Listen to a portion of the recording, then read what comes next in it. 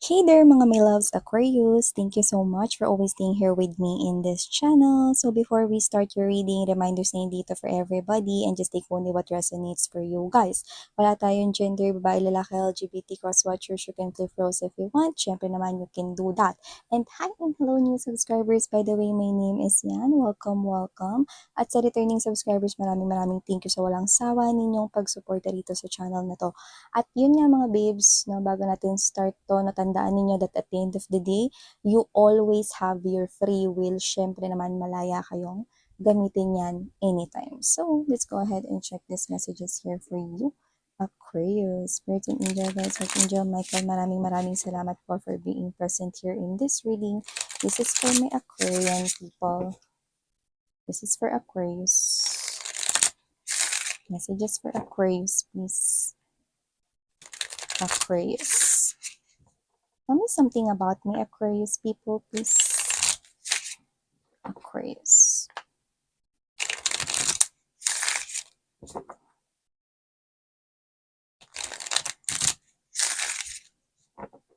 Okay, so let's get to know more about this energy, no? Kasi ang nakuha ko rito, nakaramdam ako rito na parang someone here is excited. And let's find out what is that excitement. But I do pick up that it's something here positive, so you do not need to worry. So first energy we've got right here is this King of Cups. Also have here this Four of Pentacles energy. The Six of Swords is right here. The Five of Wands is present as well. Tower is right here. Devil is right here. And we also have here this Queen of Wands, King of Pentacles, and King of Wands. What? Look at that. See, I'm seeing that. Okay, there is some kind of an exciting thing that's gonna happen here in your money or in your love life. Kaya pala really excited kayo, no? I do see, okay, na pwedeng meron kayong options when it comes to love. I'm seeing two energies, the King of Pentacles, King of Wands energy, Aquarius.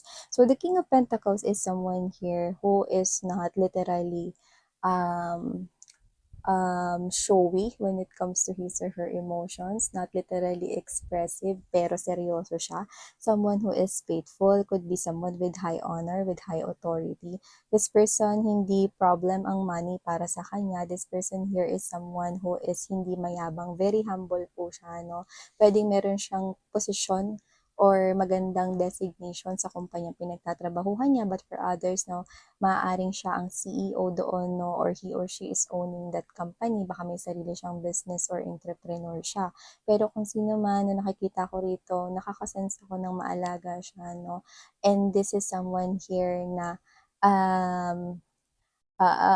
this is someone here na hindi siya madamot, no? Generous siya, no, when it comes to giving para sa'yo. No? So nakikita ko rito that this person here is someone who will express his or her adoration for you in presents at pagbibigay ng gifts. This King of Wands energy is someone, they're both kings by the way. Okay, so pareha sila rito na maganda yung trabaho. Ito naman maraming responsibilidad. Pareha silang merong energy ng successful sa life, no, at may mas isa-success pa, no. Pero ang pinakaiba nila, ito kasi si King of Wands energy, kahit na super busy siya mga babes, no, tuloy-tuloy kasi yung pag-express niya rito. Tsaka parang kahit may tao, hindi siya ganun ka-shy type.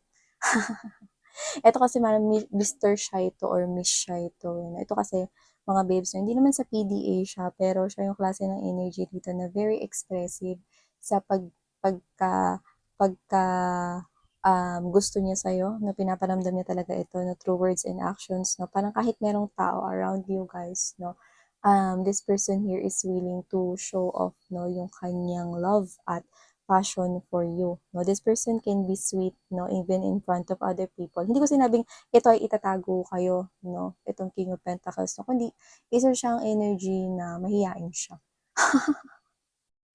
Pero, pero this person here is, sabi ko nga sa inyo, faithful and very true, no? Pero pagdating sa pag-express, no, mas nakikita ko dito na mas expressive itong King of Wands energy. Okay, so nakikita ko rito ang mainit na kompetensya. Na-excite ka kasi with the Queen of Wands energy. I do pick up, no, na isa na rito yung napupusuan mo, no? At ito nga, itong si King of Wands energy. Gusto mo kasi yung person, mga babes, no, na parang parang pinupursu ka, na gusto mo yung lagi niyang pinaparating sa'yo, at pinaparamdam, no, na nagki-care siya, na inaalagaan ka niya, that he or she is always there for you, yan, no? So, mukhang nakikita mo sa kanya yung divine counterpart mo, nawi-witness mo yun, no? Kasi harapan kayo rito, no? Pero maaaring wala pa talaga ikaw sinasagot rito, no? Yung iba kasi nangyari na to sa inyo, na may options kayo rito, pero nakita kong pipiliin ninyo yung divine counterpart ninyo, which is this King of Wands energy. You could probably meet this person here in one of your travel. Mukhang at first, no, nagkaroon kayo rito ng parang small chit-chat or talk, yung parang wala lang, no, yung parang, nakita mo ba kung saan yung CR dito? Ganun yung nakita ko sa iba, no? And then, you feel like there's something to it. That's why you feel excited, no? So, maaring nakita na kayo before, okay? Pero yun nga, medyo mahirap yun i-remember, lalo na kung super segundo lang naman yung pagkakaroon ng usap ninyo before. Pero nakita ko rito na meron kayong strong na soul tie. So, kahit meron pa ritong option when it comes to love, na nakikita ko pa rin ang pipiliin ninyo is si King of Wands energy. Yeah. Kasi siya talaga yung iniintay nyo, no? Nakikita mo kasi yung sarili mo rin sa kanya. Parehas kasi kayo ditong goal getter at go getter, no? Kaya nakikita ko yun na parang hinahanap mo, no, sa isang person is yung kagaya mo. Especially when it comes to love. Yan. Pero you know, kahit naman sino yung piliin mo dyan, kahit eto, okay, nakikita ko pa rin na magpapakita yan sa'yo, no, mga babes, no, ng pagiging faithful sa relationship at good provider. Okay, ang pinagkaiba lang talaga, mas expressive talaga tong person na to. At saka hindi ko na to susukuan, no? Hindi ako nakakaramdam ng nginig or kaba, no, na matatalo siya nito. Kasi ito kasi, yung confidence nito is goal getter siya, push na push talaga siya rito ang ipurso ka. At gusto mo yun sa isang energy, no? Yung nakikita mong in-effortan ka talaga ng bongga. Pero maliban dyan, with the King of Cups energy, Five of Wands, I do pick up right here na parang meron ditong outside energy na sinakop yung reading mo. No, this person here is sinusubukan ka niya rito, no, na makalimutan, pero pinapaalala ka naman ng mga tao sa paligid niya. With the Five of Wands energy, this person here, mas lalo siya rito nahihirapan na mag-move on sa'yo kasi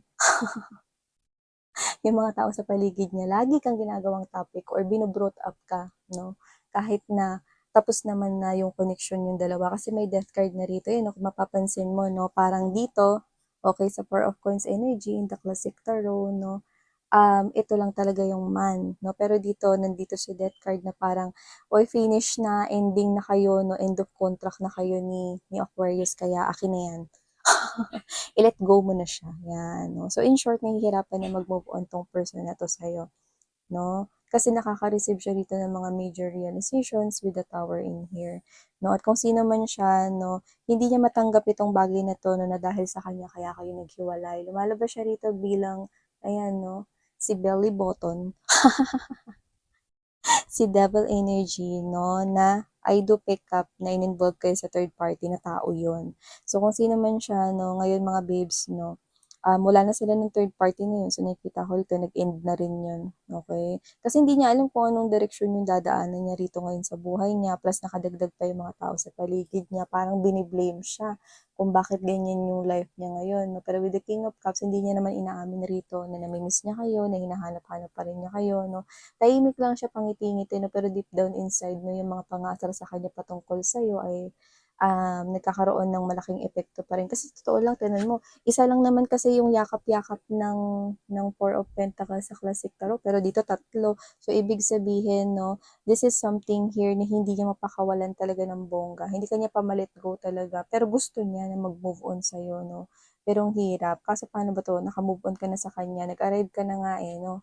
Ayan, no, into calmer water. Yung iba, maaaring meron kayong child or nagkaroon kayo ng anak, pero yung iba naman, doesn't have to be na nagkaroon kayo ng anak. Ibig sabihin, nabawi mo lang dito yung parang nagkaroon ka ng rebirth na nabawi mo rito mga babes na yung dati mong lakas at mas naging matalino ka. Nag-arrive ka na sa yung destination,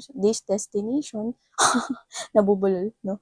Ayan, no? At nakikita ko rito na na ready ka na, no, na mag-move on sa life mo without this person. Yan, no. At nakikita ko rito na nag-gain mo yung mga spiritual lessons, no, from this experience, no. Kaya ito yung mga ginamit mo kung ba't ka naging si Queen of Wands dito, no. So nakikita ko rito na nagbibigay ka ng sobra-sobrang effort at attachment sa trabaho mo, no, or sa stability mo, sa lahat ng mga bagay na tingin mo magpapasaya sa'yo.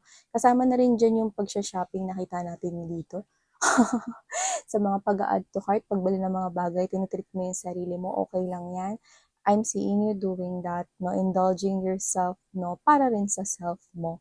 So now you're seeing your worth, no, but this person here is having a lot of resentment at regret, no, patungkol sa pagkalaho at pagtatapos ng connection na to. Pero I do not see na alam mo yan, it is because this person is keeping in his or herself, no? Pero pag naririnig niya yung pangalan mo, magkahalong sakit at pagsisisi sa sarili niya ang nararamdaman ng taong ito. But it's too late though, because you're now seeing other person here, other energy, plus you have other healthy options when it comes to love. And you are the Queen of Wands. I'm seeing na meron kang na-achieve rito sa trabaho or sa kaperahan mo kasi talagang doon ka nagpo-focus. Or if wala pa yung achievement na yan, I'm seeing you having, no, an achievement or success right here coming your way that's already given here. So I'm seeing that you've already let go in the past and now you're entering here new endeavors here in your life. So you're on in this new adventure here para sa iyong life. So yeah, thank you so much, Collective Aquarius. Thank you so much, Sarang Hayo Love and Light.